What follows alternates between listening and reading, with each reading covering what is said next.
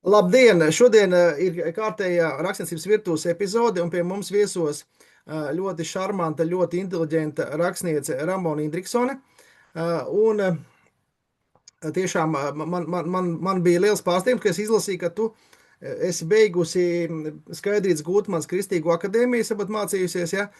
Un tev par prózu interesi no 80 gadiem. Varbūt sāksim ar to, ko tu 80 gados prózā darīji?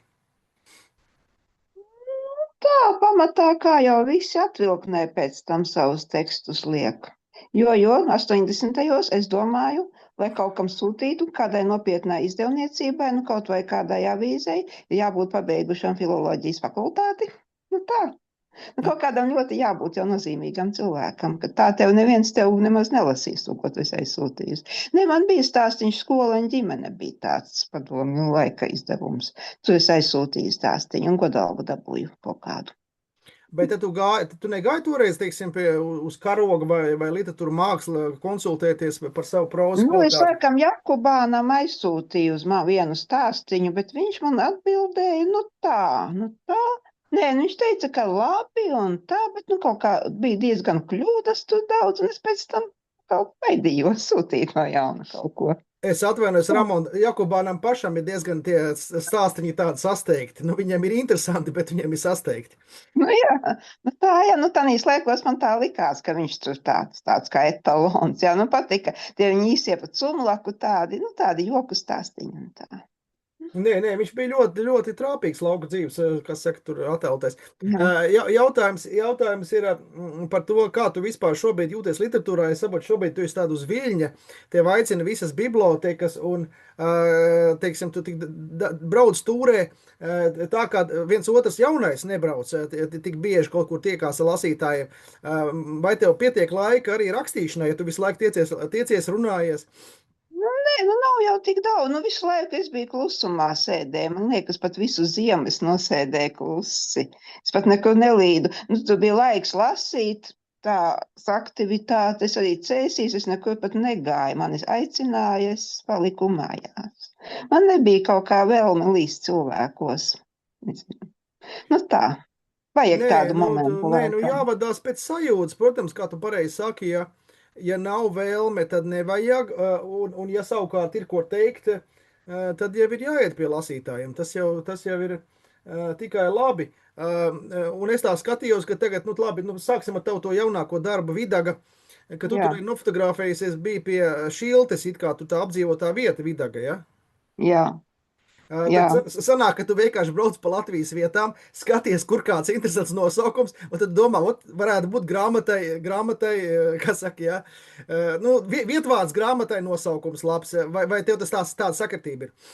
Tas tā sagadījās Vidaga, jo šis ar Vidagu, es nezinu, tur pilnīgi tas tāds tik, viss notika tik dīvaini. Sākumā tas man bija viens audio fails par adopcijas stāstu. Tur es izpalīdzēju. Tas bija, kad mūsu tam Zaksam 100 gadu jubileja.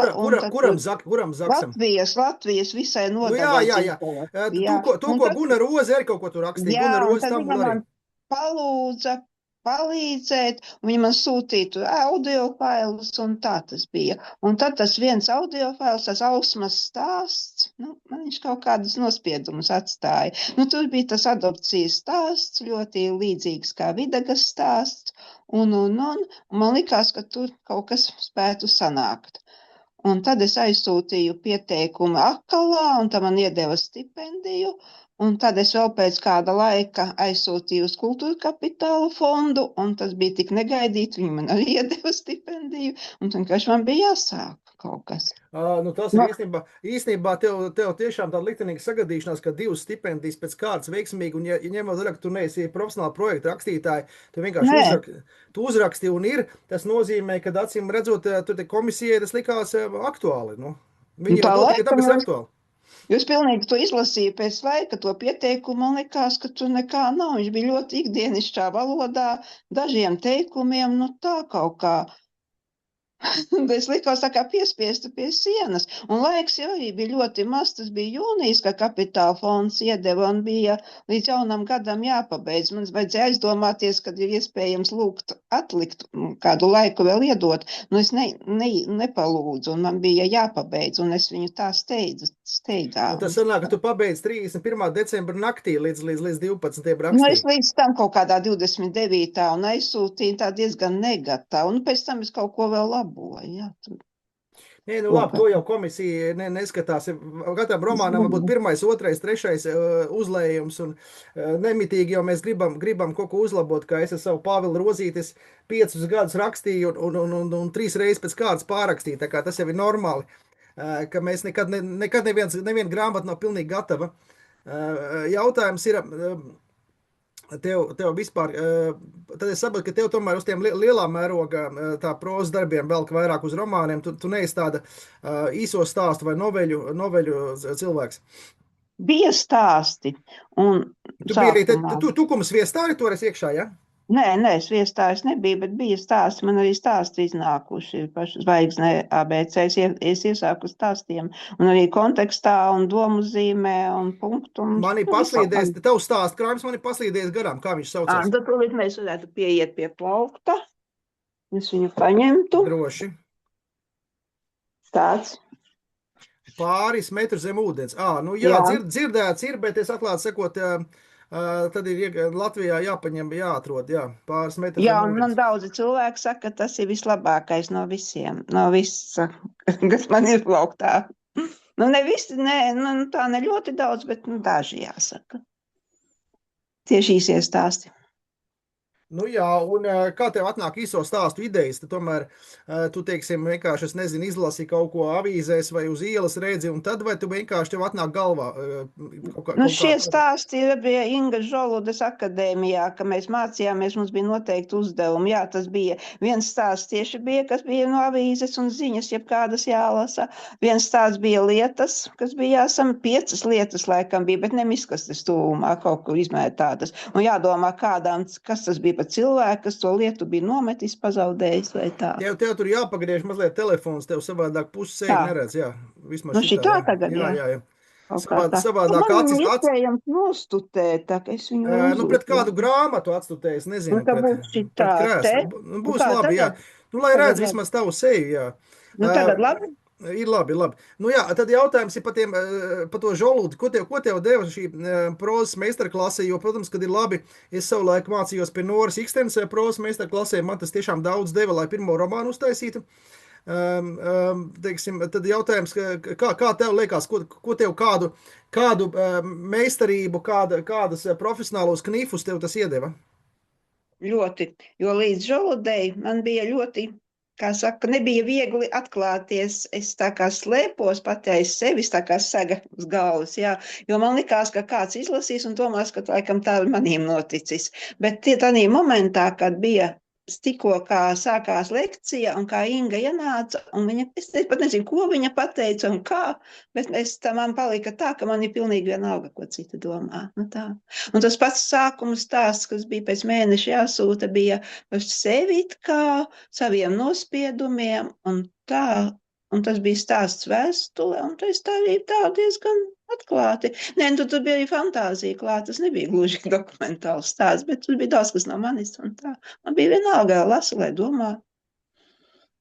Tā. Jā, man savulaik Noriksen teica tā, kad ir jāraksta proza, tā kā tev būtu kauns vai nērti atklāties, un pamēģināt citā stilā, nekā tu jebkad esi rakstījis. Un tad sanāk īstā proza, tā Norus man mācīja. Un īstenībā viņai liela taisnība, jo tikko, kamēr mēs nepārkāpjam pāri saviem kaut kādiem kompleksiem, kaut kādām savām bailēm, īstā proza nemaz nepiedzimst. Nu, tā tas ir. Nu, nevar proza rasties no tā, ka mēs sēžam komfortabli un neko no sevis neatklājam. Nu, teiksim, neatkailinamies tā, iekšēji. Un tas nav viegli, jā. Nu, tagad man pavisam tas ir pilnīgi, kā saka, es varu visu atklāt. Un man vienalga, ko domā. Jo man visbiežāk ir tā, ka cilvēki domā, ka tas esmu es, bet tas neesmu es, un tas man patīk.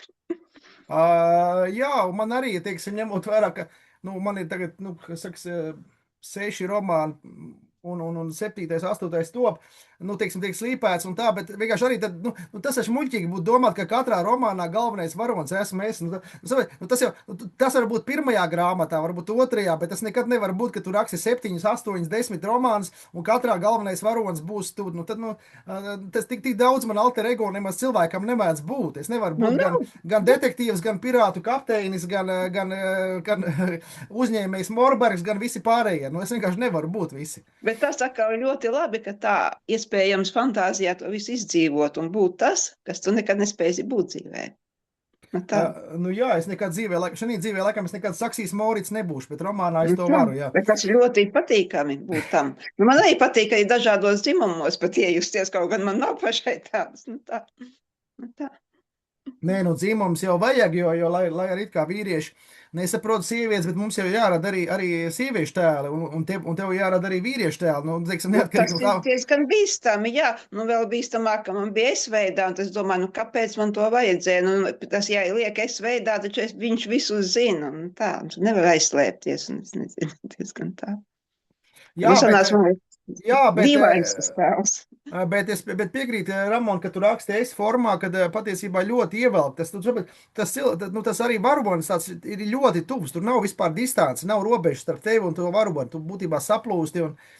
Un tas arī īstenībā ir lasītāji, kuriem tas ļoti patīk. Piemēram, tur es nezinu, es tur nezinu, Katrīna otrā, vai es tur kaut kāda tur vēl dāma. Kad raksta tā kā tās slavenās dāmas, ja tā kā tur, tur nezinu, tur. Josefīna, jā, vai vēl kāda un stāsta savu dzīvi, ja? Jā. Bet tu esi vairāk tā kā, teiksim, tu saproti, tu tā tomēr darbojies tad realistiski, tev tas viss ir tā kā no dzīves pārcelts uz literatūru. Tev tāda fantazija vai mistika īsti tev laikam nav tik izteikta. Man tagad mazlietiņ tas vēl par to, ka mēs labāk būtu klusēt par to pēdējo, ko es esmu pabeigusi. Es mazliet mēģināju tādu kā iztēli ielikt, kad varbūt tās lietas nemaz nav īstenībā nenotiek, tas tik notiek cilvēka galvā. Tā es mēģināju, bet vai man es vēl nezinu, kā tas ir sanācis. Kāpēc tu saki, ka tu baidies par to runāt, ja tu esi pabeigusi? Tad jau it kā tur nekas slikts nevar notikt vairs. Pabeigusi varbūt ne līdz galam.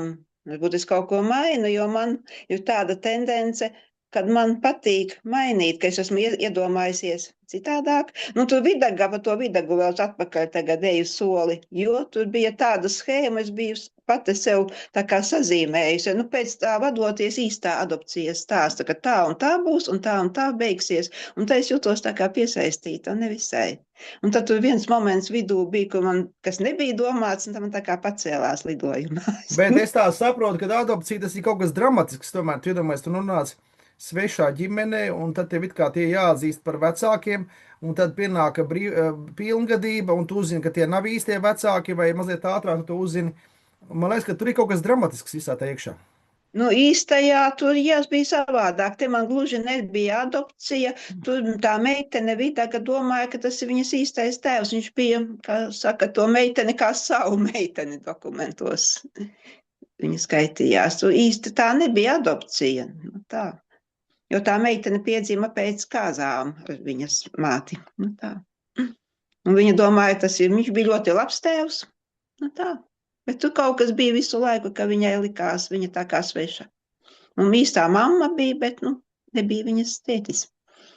Labi, bet tev katrai grāmatai, katram romānam vai katram, teiksim, manuskriptam, kas tev top, tev ir tā kā kaut kāda sava atvilknīte vai sava mapīte, kur tu vāc kaut kādus izgriezumus vai kopijas vai pierakstus, vai tev tā viss tā spontāni notiek, tu tā ļoti neplāno schēmas, nezīmē un tam līdzīgi. Sākumā nē, pēc tam, kad es esmu iesākusi teikt, sāku zīmēt, tad man vajag uzzīmēt tos cilvēkus visus, vai vajag viņu vecumus, kad viņi satika, to pat, kas man nebūs stāstā, kādi viņi izskatās, ko viņi mācījušies, kad ir beiguši augstskolas vai nav beiguši, tā. To visu viņi no sociālās psiholoģijā, ko māca, kāpēc tas cilvēks ir tāds izveidojies, kāds viņš ir. Nu, jā, tas nozīmē, ka tu tomēr lielu to sagatavošanas darbu ieliec, jo, ja tu izdomā varoņu iepriekšējo biogrāfiju, līdz tam brīdim, kad viņš parādās tavā darbā vai sāk tu tā aktīvi uzdarboties, tas nozīmē, ka tev tas viss ir pamatot. Tas nav tie cilvēki, nav plakani, viņi nav tā kā kartona cilvēki, viņi tādi tā kā reāli cilvēki. Jā, bet viņa dzīvē tādi gluži nav, jo viņi būtu tie cilvēki kaut kur noskatīti.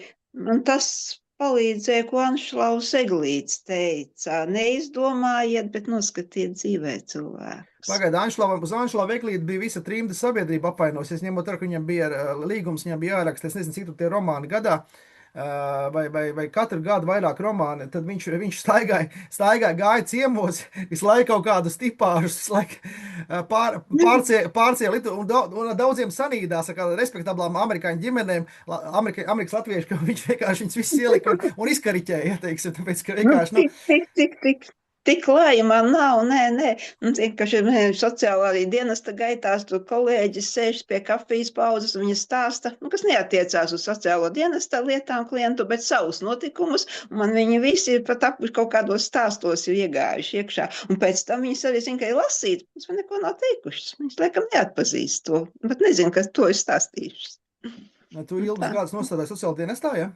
Jā, tieši ģimenēm nelabvēlīgām, disfunkcionālām, kā saka. Un tā kā bārīgi, visas tur tādas, viss tur iejauks, tāpēc tā tēma man ļoti labi zinām, kā tas viss notiek, un tas, es domāju, kāpēc to neizmantot arī kaut vai nedaudz stāstā. Kaut gan tas nekas tāds patīkams nav. Cilvēkiem varbūt ir apnicis par tām padibenēm, zaņķiem, kā teikt, lasīt. Labi, kāpēc tieši padibenes? Kā tu tikko teici, tad tev ir daudz publikācijas domzīmē kontekstā jaunā gaita, satorī, punktums, un tavs debijas stāstkrājums pāris metras zem ūdens iznāca 19. gadā, pirms 7 gadiem. Jā. Un tikai pirms 5 gadiem iznāca pirmais romāns Es biju cita. Kas ir šajā 21. gada romānā? Pastāst varbūt vairāk, Es biju cita, kāpēc tāds interesants nosaukums un tieši pirmam romānam? Es biju cita. Varbūt es pati, tas ir tā, bet tā doma, es biju cita, tā ir cita. Bet jau man pašai bijusi vēlme būt citai kaut kad. Būt dzīvē, jaunībā, tā, savādākai. Tas tā, ka tā, ka ja būtu cits liktenis un cita dzīve, ja pavisam. Cita, jā, vai cita identitāte. Varbūt man likās, ka, tā spējīgāka, es pat tagad, kā lai tā pasaka tieši, savādāka, komunikablāka, varbūt tāda vieglāk dzīvē pieiet, nevajadzētu, kā saka, tik dziļi ņemt citu sacīto, ļoti aizvainoties no tā, noslēgties, varbūt ļoti neapdomīgas izvēles ir dzīvē paveiktas, ko nožēlo. Pagaid, tu gribi teikt, ka tavā dzīvē, tu izties tāds priekšzīmīgs parauga pilsonis, tāda godīga mātes meita, un tu tagad man saka, ka tev bijuši nepareizi izvēles. Tā, varbūt vajadzēs iestājos filoloģijas fakultātē, tad, kad visi cilvēki stājās, tanīs jaunības gados es izstājos, jo man nepatika. Bet man viņu vajadzēja noteikti, ka godīgs cilvēks būtu pabeidzis. Vismaz nomocījis, ja ne pabeidzis, vismaz nomocījis, dabūjis diplomu. Man nesaistīja visas tās politekonomija un tādas mācības. Vienīgi, kas tur daudz bija jālasa, antīko klasiku izlasīja un vēl kaut ko. Tavā laikā bija arī partijas vēsture un visādi citi mūri. Jā, es šito vienkārši nespēju. Tad vēl tas bija, varbūt neapdomīga izvēle. Es nezinu nākamās, varbūt kādā vajadzēja meklēt kaut kādu siltu vietu kādā iestādē, bet man bija savs individuālais uzņēmums, te Cēsīs jau, kad dzīvoju. Un ko tu darīji? Kas tev bija uzņēmumi? Tas ir tāds, es pat par to īpaši tagad nevēlos publiski, jo noteikti klausīsies daudzi cilvēki, varbūt nedaudzi, bet tā. Tas, kas bija tanīs 90. laikos. Kaut ko tirgojies, ja? Jā, iztiks avots, visas tas ceļojumi uz Lietuvu un Poliju. Veda mantas un darbojas. Nu jā, tad labi, par to tad mēs noskaidrojām par to, ka tu gribēji būt cita, tāpēc tev iznāca 21. gadā romāns. 23. gadā iznāca romāns, es vedīšu tevi mājās. Pagaid, kuru tu gribēji vest un uz kurieni mājās? Tā ir dziesma. Un tagad man pēkšņi, es nezinu Nē, nosaukt. nu labi, šlāgeru dziesmas ir dažādas, bet Tulkojums, tas ir tulkojums. labi, nu, bet kuru tu vedi, kuru te romānā tu vedi Nu, uz tur ir kurieni? zemgus, jā. Un viņam tā kā nebija savas mājas. Viņš bija tāds pasaules pilsonis, IT speciālists un tāds. Pēc tam viņš vēl aizceļoja Covida laikā uz Taizemi, jā. Nu, pagaidi, tas tur tā izklausās pēc iespējams. tāda pēra ginta, kas ceļo apkārt pasaulē un Jā, jā, neatgriežas jā, pie jā, savas jā. solveigas. Jā, bet nu, tā solveiga arī pēc tam, ka man jau bija makets salikts, es pēkšņi domāju, ka man vajadzēja citādāk, jo tur bija vēl viena meitene tumšādainā, Munise tāda. Tu viņu pievilkās kā tēli kopā, un es viņus nezinu, kāpēc nesaliku kopā. Jā, reizēm ir jāļauj, lai tie tēli, kuri pievelkās, lai viņi salīp. Nu, reizēm ir rakstniekam ir jābūt saudzīgam un draudzīgam. Jā. Jo pilnīgi jūtu tur tādas epizodes, bija simpātijas, un viņa pat uz lidostu tur viņa nesatikās, tikai pavadīt, tur steidzās un tā. Un es domāju nākamo daļu, kad viņa tagad atceļo mājās. Munista, viņa arī pie sava tēva, tēvs bija no Ganas vai no tādām valsts tur bija, bet man nevedās. Es domāju, man ir vienalga, kas viņiem notiek. Gana ir mūsu bijusī kolonija Āfrikā. Nu jā, tur tēvs bija kāds uzņēmējs, un viņa tur bija nodzīvojusi gadu vai divus, un tad viņai nepatika, it kā viņa atceļoja uz Latviju, un tad meklēja to zemgu, un tad tā meklēja, un viņš viņu meklēja, un bija kāds 10 lapas jau uzmetums, un es to metu malā. Tas tā kā bija domās, tā grāmatai turpinājums. Jā, nākamais. Bet cilvēkiem patīk neverending story, mūžīgie seriāli. Tad cilvēkiem patīk tā, lai var asariņu nobirdināt. Nevedās, zināja, ka tur nekas nebūs, jo man pašai bija vienalga, vai viņi tiekas vai netiekas. Un man tu sanāca pēc tam pēkšņi cita ideja uzplaiksnīja, tā, negaidot. Pēkšņi 2 citi cilvēki. Tā satiekās. Bet vai viņi būs laimīgi, es nezinu. To mēs nekad nezinām. Vai kā man ir bijis, kad es gribu varoni kā trešās kategorijas varoni, un viņš lien visās epizodēs, visās nodaļās priekšplānā, un viņš beigās grib izvirzīties par vienu no galvenajiem. Ja? Nu, ir reizēm tādi, kas grūstās ar elkoņiem varoņi. Tev nav bijis tādi nepakļāvīgie, kuri prasa lielāku uzmanību nekā tu gribi viņam grāmatā atvēlēt? Jā, nu bija, tad nākamajā laiks ir tikai atbalsts. Tur bija tādā mūsdienu daļā, tur bija galvenais tēls jauns palīgi mācītājs. Viņš bija viens, viņam tur bija ļoti liela neveiksme, tur jaunībā viena meitene sanākusi, viņš jau bija 7 gadus viens. Un tad es domāju, ka viņam vajag piespēlēt kādu jaunu vīsti. Un tur bija visādi, es nezinu, tur gads pagāja, kas viņam visādas meitenes liku. Viņi paši, tā kā viņi atstūma viņu, un viņš, tie tēli, un nekas nesanāca.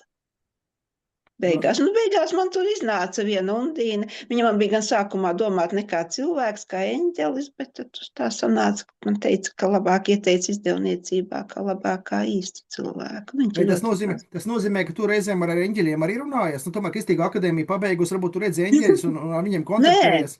Nē, es neesmu tik lielas spējas, man liekas. Man liekas, vajag būt savādākam. Es tā diezgan piezemējos mazlietiņu. Es vēlētos, bet nesanāk. Nu, labi, bet akadēmija man daudz ko deva, ja tā tas nopietni sakot. Man daudz ko iemācīja domāt pašai. Nevis pakļausties, ko citi domā. Filozofiju mācīja ļoti labs pasniedzējs Jānis Nameisis Vējš. Viņš arī mācīja citās. Es domāju, ka arī pie Gunta Dišlera arī tā vecā derība. Es tur paklausījos ļoti spēcīgi, kā viņš skaidro veco derību. Es biju uz kaut kādiem ievadu kursiem aizgājis. Jā, viņš man arī ļoti deva. Viņš man arī manos stāstos tālākajos kaut ko ir palīdzējis. Es viņam esmu aizsūtījis, uzticējis. Viņš ir pateicis. Labi, runājot par tiem stāstiem. Par tevi ir rakstīts, ka tu turpinot latviešu literatūrā Jānis Eglis un Dācis Vīgantes īso stāstu tradīciju. Kāpēc tu esi ar viņām vienā kategorijā, kā tev liekas? Nezinu. Nu, man liekas, ka Eglei arī tās dzīves tumšās puses. Bet nu, viņai savādāki, bet nu Vīgante Dācis, es nezinu, kāpēc. Nu, Vīgantei pilnīgi citādāki, man liekas, stāsti. Nu, nav. Nu, viņai ir tādi plustoši un ļoti, ļoti, ļoti tādas detaļas daudz, nu, tā savādākas, varbūt nevar. Man patīk Dācis stāsts. Nu jā, es reku Ieva Melgalve, tava stāsta krājuma redaktora saka par tevi, ka taviem stāstiem raksturīgi psiholoģiski precīzi niansēti portreti, bieži vien līdzjūtība pievēršoties dzīves pabērniem. Bieži vien autori izdodas stāstu kulmināciju izvērst šķietam ikdienišķā vērojumā, kas prasa no lasītāja sirds gudrību, lai izprastu notiekošo. Tad tevi tie niansētie noskaņu zīmējumi, ja? Tad tu piekrīti tam, ko Ieva Melgalve par tevi saka? Jā. Jā, man daudzi teica, ka tie īsie stāsti viņi vēlētos zināt cilvēki, kas tālāk notiks. Un tāpēc es laikam iesāku to, es biju cita plašāku. Nu jā, un tev sadurās stāstos gan traģiskie, gan traģikomiskie notikumi. Un reko te Žoluds, tava literārā skolotāja saka, pats skarbākajos autoru stāstos klāt esam intīma patiesība, ka Ramona raksta par ikviena cilvēka pārdzīvojumu. Autori rada pasauli, notverot ikdienišķā nozīmīgo un poetisko pusi, liekot imedzēties pat nemanāmām detaļām. To var panākt tikai izkoptu vērību un labestīgu skatu. Dominējušajā grāmatā ir gaišā nots. Tad tev ir tas labestīgais skats, ka tu mīli visus cilvēkus, es tā saprotu, lielā mērā. Nu, cilvēki jāmīl savādāk, jo nav iespējams būt. Jo es jau nezinu, kāda es būtu, ja mana dzīve būtu, teiksim, savādāk izveidojusies. Pagaid, bet vieglāk mīlēt savus literāros varoņus, nevis reāls cilvēks, kas tev dara pāri. Neviens cilvēks man laikam ir paveicies dzīvē. Neviens cilvēks nav bijis manā dzīvē. Es neesmu tiešām satikusi, kas man būtu tāds kaut kāds naids, kam spētu nepiedot ilgstoši. Varbūt kaut kāds aizvainojums īslaicīgs, jā. Kaut kā nav gadījies. Tas ir tāds veiksmes simbols. Nu labi, bet pastāsti, tu raksti pa dienu, pa vakarā, no rīta, pa nakti. Kāds tavs dienas režīms? Pa nakti gan, ne, naktī man miegs nāk. Nu, teiksim, es ceļos 7, tad būs 8, tas jau ir vēlu. Nu, tad līdz kādiem 11, tā. Ilgāk, ne, tad jau pilnīgi jūt, ka tev domas aizslīd uz citu pusi. Nu, tā. Pagaid, bet tad tu sev neuzliec kaut kādu dienas normu, ka šodien jāuzraksta tur 8 vai cik lapuses? Nekad. Jā. Tad tas man iznāks kaut kāds smags pienākums, un tad sanāks nekvalitatīvs teksts. Un to man nevajag. Un šeit tad ir uzplūdi, jā, 8 man liekas par daudz. Tas es vedīšu tevi mājās, tad tur man sanāca laikam daudz, pat par 20 lapām dienām es dzīvoju Ventspils mājā, un tur man liekas sienas pat palīdzēja, tur kāda iedvesma nāca. Jā, pastāst, kā tev tieši, es arī tagad braukšu šonadēļ, stāšos iekšā Jaunpilī rakstnieka rezidencē uz 2 nedēļām, lai uzstītu gadsimtu romānu. Jautājums, es nekad neesmu rakstnieka rezidencē nevienā bijis.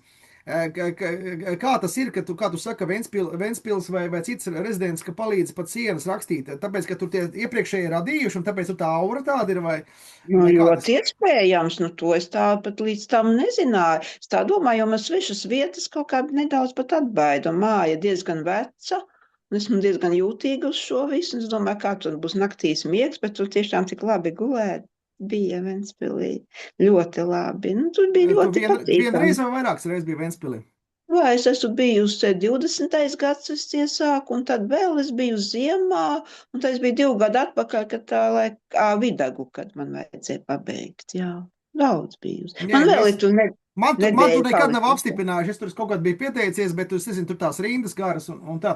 Nu labi, tas nav tik svarīgi, bet kā tev tas, ka tu esi, teiksim, tādā radošā mājā, kā tu radi, tu eji pa pilsētu pastaigāties, tad tu kaut kādas, es nezinu, savas idejas, emocijas pieraksti blociņā, tad tu nāc atpakaļ, tad tu raksti. Kā tas viss, kā tas Ventspilē ir ļoti skaista biblioteka blakus tai rakstnieku mājai, tu vari iet arī bibliotekā šķirstīt kaut kādus žurnālus, grāmatas, iedvesmoties. Tā iedvesma tieši nāk ejot pa ielām.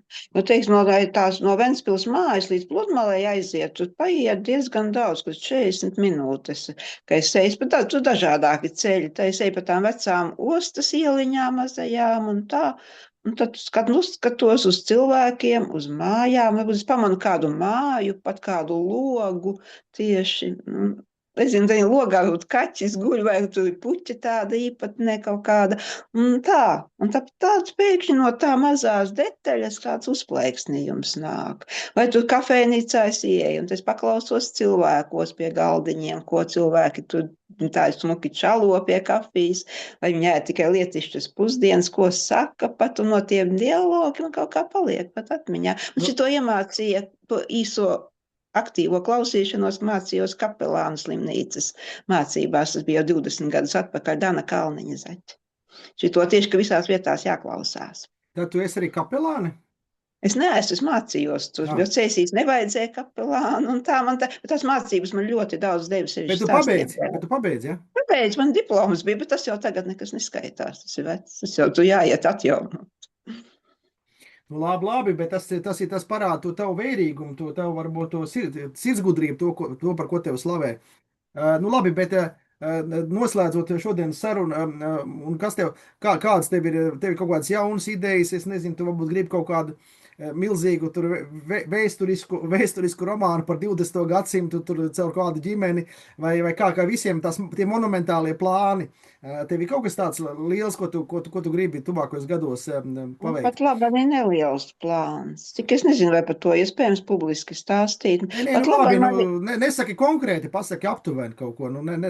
Divi tādi mazi plāniņi. Viens ir pasūtījums Latvijas mediju Ziemassvētku stāsts, kas jau ir viņi 2 gadus jau izlaiduši Ziemassvētku stāstus. Es esmu viens no tiem stāstiem. Un šogad tēma būs mūžīgā mīlestība. Varbūt es atklāti to pasaku, bet tas tā, jā. Tu nevajag lielu apjomu. Tas tāds maz apjomu, tam jābūt jūnijā jau gatavām. Un tagad ir tā iztēloties Ziemassvētkus. Nav viegli, un tagad es domāju vienu lietu, kam lai es to pajautāju, vai Ziemassvētku egle bija Liepājas stacijas laukumā pagājušajā gadu vai ne? Tur ir liepājniekiem jāprasa. Es tiešām Liepājā neesmu bijis ar gadiem. Es pieņemu, ka noteikti varētu, ka būt. Bet vai tieši pagājušajā gadā tas ir jāpārbauda? Jā. Jo es pajautāju mākslīgam intelektam, viņš man pateica, viņš man tādu uzzīmēja, kā citu. Viņš tev uzzīmēs New York egli kaut vai tur, teiksim, jā. Viņš no 5. avēnijas, tā kā tur mākslīgais intelekts reizēm brīnums tev iedos, jā. Tā kā es viņam neticu, es viņam esmu šo to jautājis, tādus faktus, bet, jo es pēc tam tāpat fakti ir jāpārbauda 3-4 vietās. Jā, tad tev top, kā saka... Tas ir īsi, jā, Ziemassvētku stāsts. Un tad ir vēl viens tāds bišķiņ, mazliet nedaudz apjomīgāks, bet tas attiecās uz manu sociālo tēmu tieši. Tās kā cilvēka spēks, cilvēka invaliditāte mūsdienās un kā viņš sastopās vai no izaicinājumiem, kā viņš to uzveic. Tāds tas ir. Jā, bet tev uz detektīviem nevelk, Ramona. Principā tu jūties stabili tajā realistiskajā prozā, tajā ikdienas dzīves, tajā cilvēka attiecība attēlojumā, kurā tu arī darbojies. Nē, velk jau, es vēlētos, tikai es to detektīvu, to izmeklēšanas un visu būtību, man diezgan sveša, un tas nav. Tur nekas labs nesanāks, ja es tur kaut ko fantazēšu. Man arī tas organiski sveši, ja es to piespiedīšu, tur sanāks kaut kas amatierisks, jā. Tāpēc. Un tas vien, ja es tu pakonsultēšos ar pazīstamiem, tas neko nedos. Tā jābūt ikdienai, tā kā tiešām manām tām sociālā dienesta gaitām, ko es zinu, ka tā būs. Un tā kā Bebere Būla, kuri strādājusi par izmeklētāju, viņai tā ir, kā saka... Viņai tā ikdiena. Es esmu viņai jautājusi saviem, kur man nedaudz ir palīdzība, konsultācijas, bet tur ir tādas nianses tikai bijušas, bet nekad... Nē, rakstniekiem ir jālūdz padoms, un es domāju, mums ir jābūt atsaucīgiem, un tas ir forši, ka tu vari kādam arī palīdzēt radošā procesā. Paldies, Ramon, ka tu šodien biji tāda sirsnīga, atklāta. Žēl, ka tev dators neiet vismaz no telefona. Mēs tevi redzējām, dzirdējām un varējām arī saklausīt tavas domas. Var sekot, lai tev daudz jaunu lasītāju, lai tev aicina daudz siltas, omulīgas bibliotekas Latvijā un kas saka, lai top, jā. Paldies šodien, ka bija rakstniecības virtuvē, parunājāmies. Tad pie mūsu viesos bija Ramona Indriksona, pamatā prozaiķe, ja, kur aktīvi darbojās gan romānu, gan stāstu žanrā. Ir dažādos literāros žurnālos arī, var sakot, izcelta autori, tad atzīta un apritē esoša, kas tomēr ir kaut kāda kvalitātes zīme. Un paldies vēlreiz par sarunu. Jā, tad Paldies tev, ka uzaicināji. Bija ļoti labas diskusijas sanāca, man liekas. Labi.